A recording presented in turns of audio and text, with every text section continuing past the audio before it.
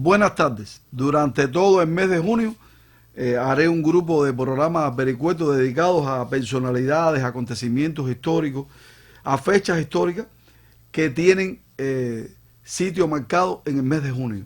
El 4 de junio del año 1914 nació Fernando González Campoamor, hijo de ese Campoamor, Fernando, dueño del Hotel Campoamor que adorna el centro de la ciudad de Artemisa.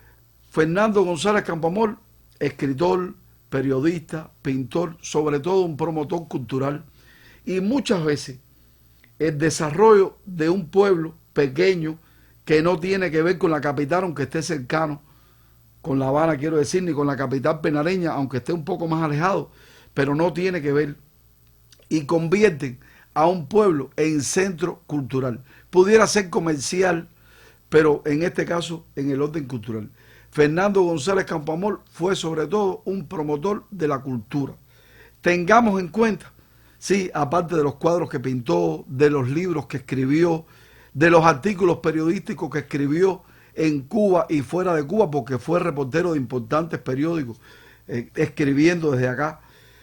Aparte de eso, fue sobre todo, repito, y con toda intención, un promotor cultural de primer nivel en este pueblo, que colocó la cultura artemiseña en la mira de Cuba entera. Fue el fundador del Grupo Proa a inicios de la década del 30. ¿Qué fue el Grupo Proa? En medio de un pueblo, repito, alejado de la capital, alejado también de la capital penareña, fue una manera de aglutinar a un grupo de escritores, de intelectuales, de periodistas, artemiseños y otros que no eran artemiseños, agruparlos, comenzar a escribir, comenzar a publicar, comenzar a investigar.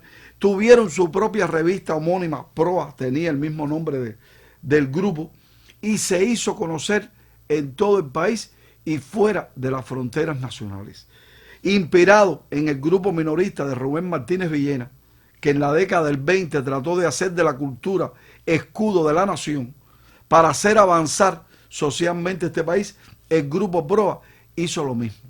Llegó a intercambiar esa revista con más de 250 revistas del mundo entero y logró traer como parte del Grupo Proa a este pueblo a 4 premios Nobel: Pablo Neruda, Gabriela Mistral, Miguel Ángel Asturias y Ernest Hemingway, que fue el amigo tal vez más cercano que tuvo Hemingway en Cuba, fue Fernando González Campoamor, que repito, fue un hombre de la cultura y que merece todo el reconocimiento, y que cada vez que podamos resaltemos su obra. El año pasado se cumplió el centenario, los 110 años de su nacimiento, y excepto algunos historiadores en el periódico El Artemiseño reunidos, no hubo otro homenaje a Fernando González Campoamor, que merece todo el reconocimiento y el agradecimiento de los artemiseños por haber colocado la cultura de este pueblo a nivel nacional e internacional.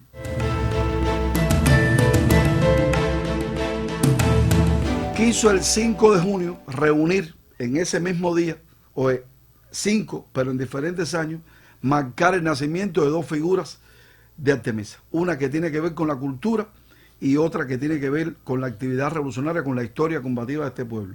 Fernando Borrego Linares, Polo Montañés, nació en el Cusco, en el centro de la Sierra del Rosario, en la más terrible de las pobrezas, por desgracia real, en la más terrible humildad, porque hay un momento en que la humildad se hace tan grande que llega a niveles de pobreza y de miseria, y en esa pobreza y en esa miseria vivió y trabajó como carbonero y cantó, haciéndole tal vez emulación a las aves del lomerío de la Sierra del Rosario, Polo Montañés, nombre que después le llegó por otras razones, por una razón artística.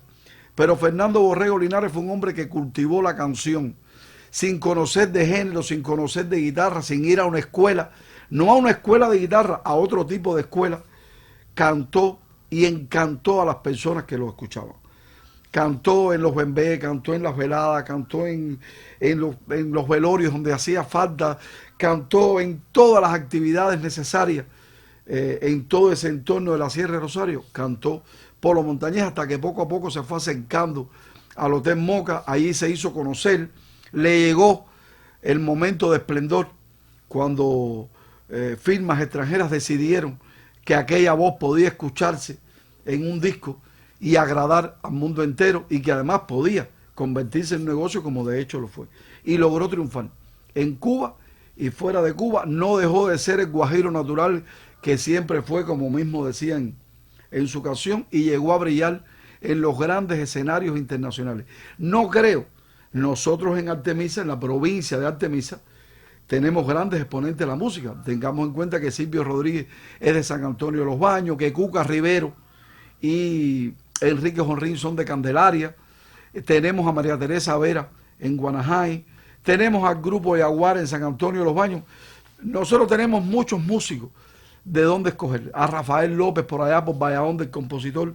Pero no creo que haya alguien que haya despertado en tan poco tiempo las simpatías al mismo nivel que el éxito, ganando discos de platino y de oro, como lo atestigo allí en la casa de Polo Montañés, en la localidad de Las Terrazas. No creo que otro como Polo haya logrado tan rápido, de manera tan vertiginosa, y además manteniendo esa humildad y esa simpatía en el pueblo de Cuba al punto. Recuerdo que yo era profesor en Molino del Rey cuando aquel accidente fatal en la autopista Habana-Pinar del Río, que después lo llevó en el mes de noviembre finalmente a la muerte dolorosa y fatal para este pueblo, la manera en que se lloró a Polo Montañés. Y en la década de 20 años antes, nació Eduardo García Lavandero en la localidad de San Cristóbal, aunque muchos lo asocian con Artemisa. Incluso está, cuando se investiga, los historiadores de Artemisa, asumimos a Eduardo García Lavandero como entre los 6 mártires de la lucha clandestina en la lucha insurreccional contra la dictadura batistiana como artemiseño. Pero no era de Artemisa, no nació en Artemisa, nació en San Cristóbal. Allí casi no desarrolló actividad revolucionaria, vino a vivir a Artemisa, hizo su familia con artemiseños y desplegó una amplia actividad revolucionaria con el Partido Revolucionario Cubano Auténtico, de grado primero, de periodo después. Se decepcionó con la politiquería, con la demagogia, con la mentira, con las falsas promesas, con el fraude electoral, con aquella promesa de que iban a hacer y iban a comprar armas y las compraban y nunca pasaba nada. Y conoció a José Antonio Echeverría, presidente de la FEU, fundador del Directorio Revolucionario, que se convirtió entonces en el brazo armado de la FEU, y José Antonio moviliza la voluntad, la fuerza, el espíritu, el liderazgo, la valentía, el compromiso, la incondicionalidad de Eduardo García Lavandero, que pasó a las filas del directorio y, entre otras tareas, fue de los combatientes que más esfuerzos hizo con resultados palpables para traer armas a Cuba y desarrollar o desplegar la acción del 13 de marzo. Algunas de ellas que llegaron por la costa sur de Pinar del Río estuvieron en Artemisa guardadas en el antiguo garaje de Abraham Martínez, que hoy es, o hasta hace muy poco tiempo, era el garaje, digámoslo así, del partido frente al organopónico aquí en la central. No participó en las acciones del 13 de marzo, pero después de esas acciones, en el año 57, se va al exterior, viene con Faure Chomón en una expedición por Nuevitas, por el norte de Camagüey. Llegan el 8 de febrero, se desplazan hasta la zona del Escambray Villareño, establecen ahí un frente guerrillero, y Eduardo García Lavandero tiene que bajar a la clandestinidad. Hizo toda la labor revolucionaria posible hasta que también en el mes de junio, el día 23, fue perseguido y asesinado por fuerzas policiales. Un dato curioso que dice muy bien la personalidad y la hombría y la gallardía de Eduardo García Lavandero es que en el momento en que lo persiguen, se escondió en un lugar en La Habana, en una calle donde había otro combatiente escondido, y porque no descubrieran ese combatiente, él salió, se escondió en otro lugar y combatió hasta la última bala, y allí fue asesinado. Ese es Eduardo García Lavandero, aunque lo tenemos como entre los 6 combatientes clandestinos de Artemisa que entraron al martirologio de la patria, nació en San Cristóbal.